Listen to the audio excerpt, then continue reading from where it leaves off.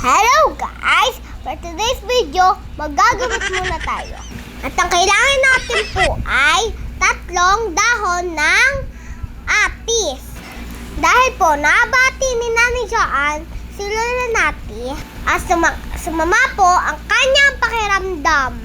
Si Nanay Joanne po ang nakabate sa kanya.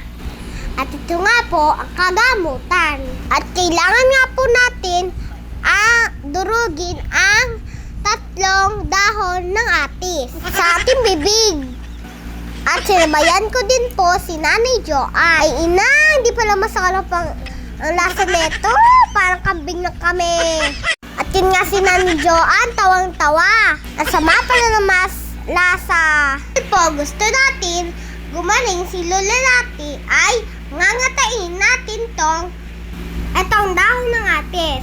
Ipapahid lang po etong dahon ng apis para gumaling yung may sakit. Hindi ko matapos ngatain kasi pangit ang lasa. Si Nanay Joanne ay tapos na. Lola Nati, pagaling ikaw.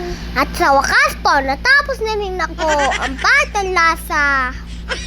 Ngayon, alam ko na kung paano maggamot. Ha ha ha ha ha. Yun lang po. Thank you for watching. Please like and share. Bye-bye.